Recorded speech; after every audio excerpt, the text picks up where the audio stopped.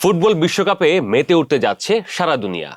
Argentina Brazil শেষ মুহূর্তের প্রস্তুতি নিচ্ছে। এই দুই দলের ভক্ত ও সমর্থকরাও উত্তেজনায় ছটফট করে কাঁপছেন। এর মধ্যে এসেছে আরেক খবর, জ্বালানি তেলের বাজারে ব্যাপক প্রভাব ফেলছে ব্রাজিল ও আর্জেন্টিনা। তাদের সঙ্গে প্রভাব ফেলছে আমেরিকা, কানাডা ও গায়ানা। মনে রাখতে হবে, আমেরিকা ও কানাডা এবার ফুটবল বিশ্বকাপের আয়োজক। আমেরিকা অঞ্চলের এই আধিপত্যে কোণঠাসা হয়ে পড়ছে মধ্যপ্রাচ্য। বলা হচ্ছে, মধ্যপ্রাচ্যে তেলের বাজার হাতছাড়া হয়ে যাচ্ছে। এমনকি তেলের বাজার থেকে তারা নিয়ন্ত্রণ হারাতে পারে। বিশেষভাবে এতে টেনশনে পড়ে গেছে সৌদি আরব, এমনটাই বলছেন বিশ্লেষকরা। কারণ পেট্রোলিয়াম রপ্তানিকারকদের সংগঠন ওপেকের নেতৃত্ব দেয় সৌদি। মিডিয়াতে খবর বেরিয়েছে, ওপেক প্লাসের বর্তমান বাজার অংশীদারিত্ব কমে 46%-এ নেমে এসেছে। 2016 সালে তা ছিল 53%। প্রিয় দর্শক, আমরা জানি হরমুজ প্রণালীর পরিবেশ এখনো স্বাভাবিক হয়নি। গুরুত্বপূর্ণ এই পানিপথ দিয়ে বিশ্বের 5 ভাগের 1 ভাগ জ্বালানিবাহী জাহাজ চলাচল করে। ইরান যুদ্ধ শুরু হওয়ার পর থেকে ইরান এই প্রণালী নিয়ন্ত্রণে রেখেছে। যুদ্ধ আপাতত বন্ধ, এরপরেও যুদ্ধের আগের মতো জাহাজ চলাচল করতে পারছে না। সব মিলে এর প্রভাব দুনিয়া জুড়ে জ্বালানি বাজার অস্থির। জ্বালানির বাজার অস্থির। মাঝে অসহনীয় দাম বেড়েছিল, একই সঙ্গে সৃষ্টি হয়েছিল জ্বালানির সংকট। এতে সারা বিশ্ব বেশ ভুগেছে, এমনকি এখনো ভুগছে। বলা হচ্ছে, মধ্যপ্রাচ্যে এখনো শান্তির প্রতিষ্ঠা না হওয়ার কারণে প্রতিদিন বাজার থেকে প্রায় 1,40,00,000 ব্যারেল তেল গায়েব হয়ে যাচ্ছে। ফলে বাধ্য হয়েই জ্বালানি নির্ভর দেশগুলো বিকল্প তৈরি করে ফেলছে। কেউ আর শুধু হরমুজ প্রণালীর উপর নির্ভরশীল নয়। তেলের দাম এখন প্রতি ব্যারেলে $100 আগে পরে ওঠানামা করছে। ওদিকে বিকল্প হিসেবে আমেরিকা ও ব্রাজিল তেল ছাড়ছে আন্তর্জাতিক বাজারে। বিশ্লেষকদের মতে এই কারণেই নাকি আন্তর্জাতিক বাজারে তেল নিয়ে তেলেস্মাতি দীর্ঘমেয়াদী হয়নি। মাঝ দিয়ে মধ্যপ্রাচ্য, বিশেষ করে সৌদি আরব ও কুয়েত তেলের বাজারে আগের মতো প্রভাব বিস্তার করতে পারছে না। এও বলা হচ্ছে, 2026 সালের শেষের দিকে শুধু আমেরিকা অঞ্চলের দেশগুলোই প্রতিদিন প্রায় 3 কোটি ব্যারেল তেল উৎপাদন করবে।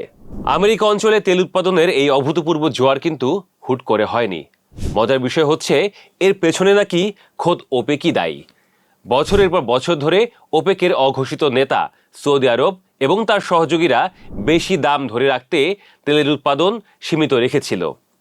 তেলের এই বেশি দামই আমেরিকা অঞ্চলে তেল প্রকল্পকে বাণিজ্যিকভাবে লাভবান করে তোলে, বিশেষ করে আমেরিকার শেল অয়েলকে। শুধু আমেরিকাতেই গত এপ্রিল মাসে তরল হাইড্রোকার্বনের মোট উৎপাদন দৈনিক প্রায় 2,20,00,000 ব্যারেলে পৌঁছেছে। ব্রাজিল সাম্প্রতিক বছরগুলোতে সাগরের বুকে 8টি নতুন ভাসমান তেল উৎপাদনকারী জাহাজ বা এফপিএসও যুক্ত করেছে, যাদের সম্মিলিত উৎপাদন সক্ষমতা দৈনিক প্রায় 15 লাখ ব্যারেলের কাছাকাছি। 2026 সালে দেশটি তেল উৎপাদন আবারও নাটকীয়ভাবে বাড়বে বলে আশা করা হচ্ছে। গণমাধ্যমগুলো বলছে, দক্ষিণ আমেরিকার অন্যান্য অঞ্চলের মধ্যে গায়ানা বিশ্বের সবচেয়ে দ্রুত বৃদ্ধি পাওয়া তেল উৎপাদনকারী দেশগুলোর একটি হিসেবে আবির্ভূত হয়েছে। গায়ানা তেল উৎপাদন এরই মধ্যে দৈনিক প্রায় 9 লাখ ব্যারেলে পৌঁছেছে। এই দশকের শেষ নাগাদ এটা প্রায় দ্বিগুণ হতে পারে। এমনকি লম্বা সময় ধরে তেল উৎপাদন কমে যাওয়া এবং অর্থনৈতিক সংকটে জর্জরিত ভেনেজুয়েলাও আমেরিকার নিয়ন্ত্রিত ব্যবস্থায় তেল রপ্তানি উল্লেখযোগ্যভাবে বাড়িয়েছে। বিশ্লেষকদের একটা অংশ বলছে, আমেরিকা অঞ্চল তেলের বাজারে অভাবনীয় গতি পেয়েছে, এটা সত্য। কিন্তু বৈশ্বিক তেলের মূল কেন্দ্রবিন্দু মধ্যপ্রাচ্যের প্রভাব এখনো শেষ হয়নি। কারণ উৎপাদনের অর্থনৈতিক সমীকরণ এখনো সৌদি কুয়েতের পক্ষেই রয়েছে। তাছাড়া পারস্য উপসাগরে তেল উত্তোলনের খরচ বিশ্বের মধ্যে এখনো সবচেয়ে কম। কিছু কিছু তেল ক্ষেত্র সৌদি আরব এবং তার প্রতিবেশী দেশগুলো প্রতি ব্যারেল তেল মাত্র $10 কম খরচে তুলতে পারে। সামগ্রিকভাবে পুরো উপসাগরীয় অঞ্চলে গড় উৎপাদন খরচ প্রতি ব্যারেলে আনুমানিক মাত্র $27। এর বিপরীতে উত্তর আমেরিকার বেশিরভাগ শেল অয়েলের উৎপাদন লাভজনক রাখতে প্রতি ব্যারেলের দাম $50 থেকে $65 কাছাকাছি রাখতে হয়। এছাড়াও মধ্যপ্রাচ্যের দেশগুলোর কাছে এখনো বিপুল পরিমাণ তেল দ্রুত উত্তোলন ও অতিরিক্ত মজুদ সক্ষমতা রয়েছে। আরও রয়েছে তেল শোধন করার সক্ষমতা।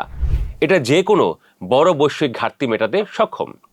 ইন্টারন্যাশনাল এনার্জি এজেন্সি সম্প্রতি জানিয়েছে, আমেরিকা ও ইরানের মধ্যে শান্তি চুক্তি হতে পারে। এই খবরে বিশ্ববাজারে তেলের দামে বড় পতন হয়েছে, অর্থাৎ দাম কমেছে। সত্যি সত্যি চুক্তি হলে হরমুজ প্রণালী পরিবেশ আবারও স্বাভাবিক হবে এবং বিপুল পরিমাণ তেল বিশ্ববাজারে ফিরে আসবে।